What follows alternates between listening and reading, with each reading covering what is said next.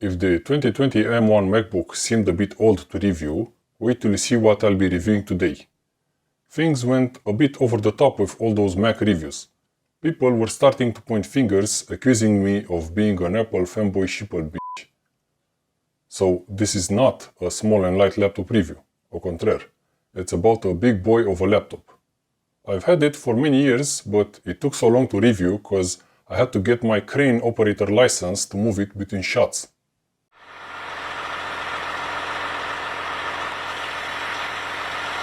After all, nobody died of being late. In fact, being late could save your life. Just ask the passengers of the Titanic.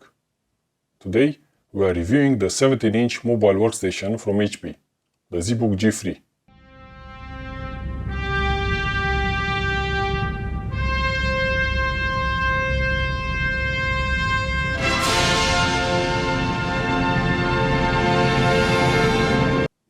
Launched in 2016, which in paleontological terms is the equivalent of the Cretaceous.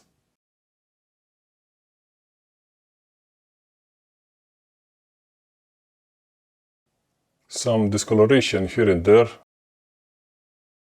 some scuffs, but it gets the job done. Just to put things into perspective, this laptop is from that age when laptops had useful LED status indicators. I think this says a lot. I kept delaying this review cause my back hurt. It's pretty heavy, coming in at 3.26 kilograms. And don't forget the charger, that's an extra kilo right there. I mean, just look at it. It's as wide as a modern laptop's charger is long. So it's like on the heavy side. All that weight does make sense. It's a desktop replacement with good cooling. If need be, you can haul it around with the help of a friend. Or just go solo using a wheelbarrow. Please note that before you start using it, you need to know that no metallic objects are allowed on or inside your body. It has some pretty strong magnets, like an MRI machine. It can turn off screens of laptops placed on top of it. Uri Geller would be proud. I'm not one to be impressed by aesthetics, but I think it looks really nice. It feels nice to the touch as well. And I like to touch stuff. The lid has a nice rubbery feel to it in this area. And the other side it has a lot of small dimples. Try to zoom in on them. You can see them there. The build quality is top notch. It feels very sturdy. You can abuse it and it will just take it and keep going. The cooling system is well designed. It pulls air from below and it forces it out the back. I just hate it when laptops have the exhaust to the right, where you have the mouse. You know, usually most people are right-handed, so you get hot air blowing into your hand, which is very annoying. But even with this big heatsink, it will still get hot because of the Intel CPU. In fact, the G3 was hunted into extinction by the early people for their most valuable resource, which is the copper heatsink. Which brings us to the next point. With this climate acting all weird, you can use this laptop as an electric blanket in brutally cold winters. Thank you, Intel. Say what, Mr. Cat? You're cold? Let me fix that for you.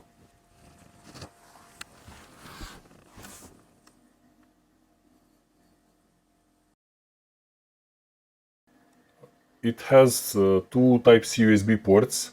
You have video out and you can charge stuff from them. But I'm pretty sure you cannot charge the laptop itself via the USB-C ports. They are of great value because the HDMI port is towards the middle of the base on the right side.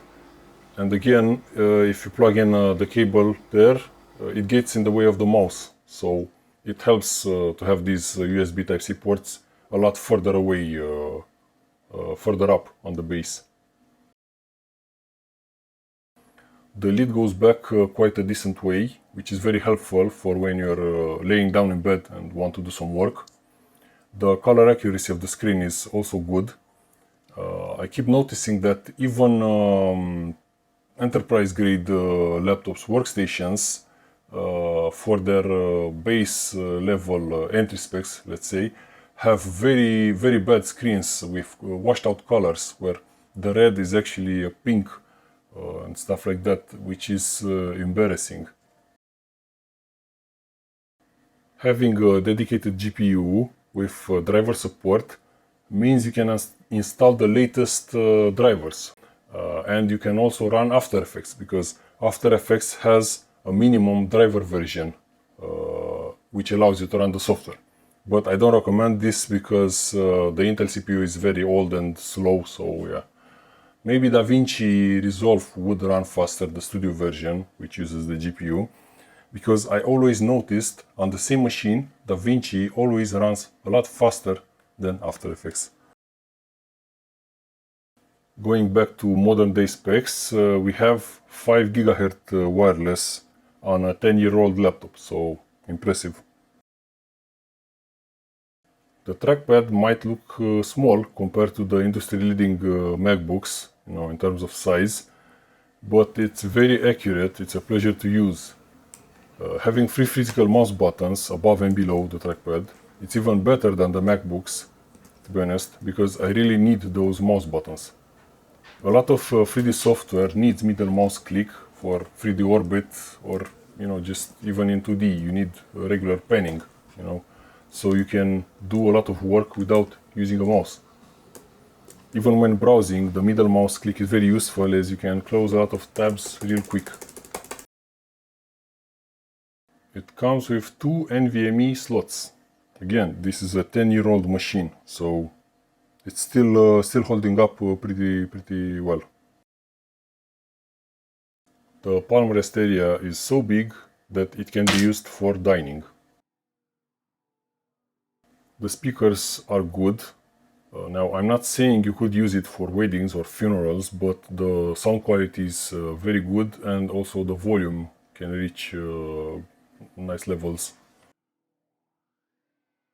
It has a dedicated physical mute button, which comes in handy when you're, watching something and you get that feeling that the baby's crying. So you mute the sound, and what do you know? The baby is actually crying. So you press it again and just increase the volume and you're all good.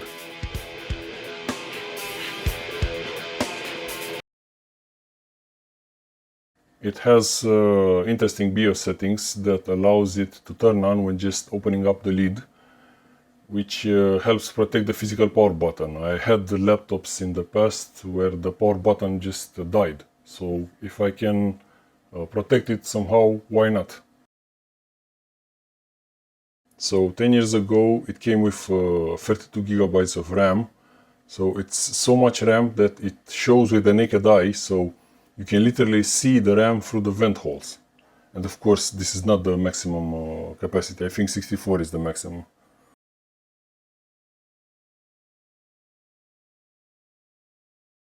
It's heavy as fuck, but at least it doesn't slip when holding it on your lap like the MacBooks do.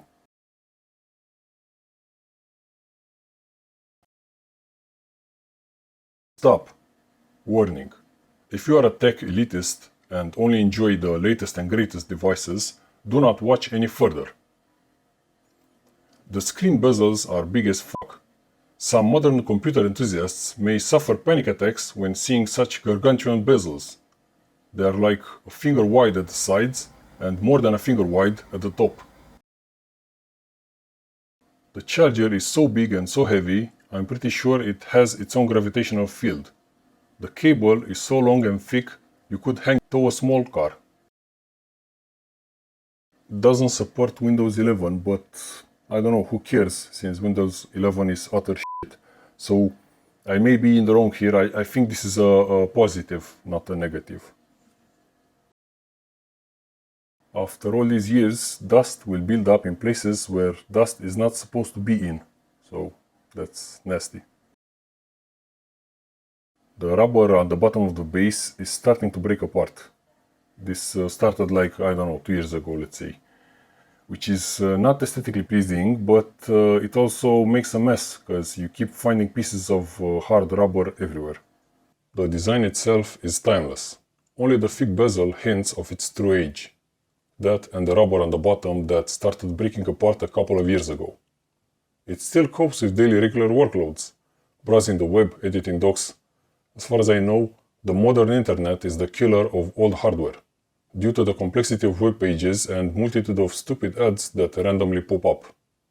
32 gigs of RAM and dedicated GPU means it can do more, but the 4-core 6th-gen i7 CPU will drag it down, so I did not bother doing any video editing tests, as I imagine it would not perform very well. Let us not forget that up until, 4 to 5 years ago, this bad boy was handling Revit models and stuff. When it got retired, I used it for remote work. Having a huge screen, which is also color accurate, is a big plus.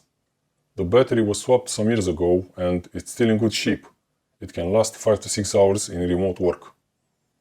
Being so old, it may be cheap, so it may be worth it versus similar age laptops. Remember, poverty is not an option, it's a lifestyle.